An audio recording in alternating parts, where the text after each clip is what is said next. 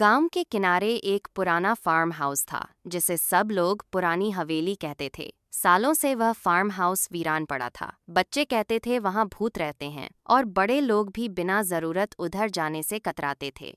लेकिन गांव में एक नया परिवार आया, अनिल, उसकी पत्नी राधा और उनका बेटा चिंटू।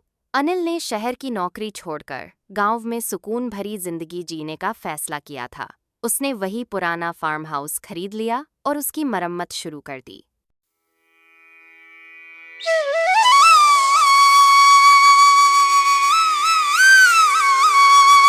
सुना तुमने?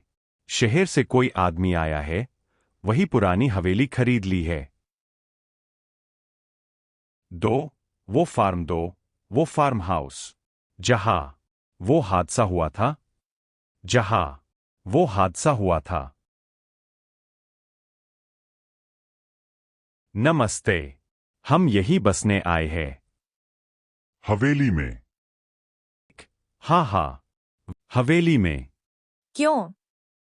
वहां कुछ परेशानी है क्या? वो जगह ठीक नहीं है। बहुत लोग डरते हैं वहां से। अरे, डर नहीं लगता हमें। ये सब अंधविश्वास है। भूत नहीं होते, ये सब मन का वहम है। गांव वालों को यह देखकर हैरानी हुई। उन्होंने अनिल को कई बार चेताया, वो जगह ठीक नहीं है। वहां रात को अजीब आवाजें आती। राधा थोड़ी घबराई हुई रहती, लेकिन अनिल ने भरोसा दिलाया कि सब ठीक होगा। कुछ ही महीनों में फार्म हाउस एक सुंदर हरा भरा बगीचा बन गया। अनिल ने वहां गायें पाली, सब्जियां उगाई और शुद्ध जीवन की शुरुआत की।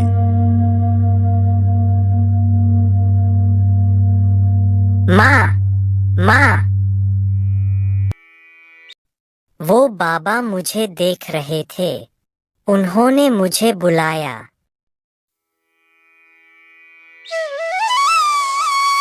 कौन बाबा, बेटा?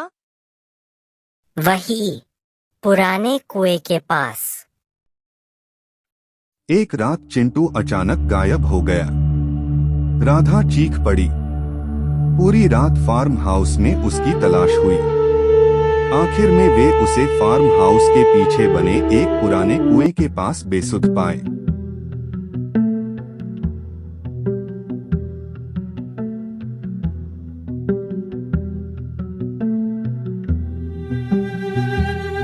मैं डरने लगी हूँ, अनिल। ये जगह सच में अजीब है। तुम फिर वही सुनने लगी। कोई बाबा वाबा नहीं है। ये नींद मेरी है। मेरा अपमान हुआ था। माँ,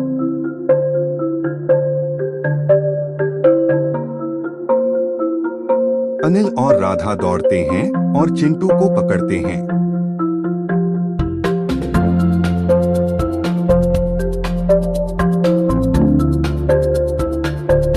चिंटू, तुम यहाँ कैसे आ गए?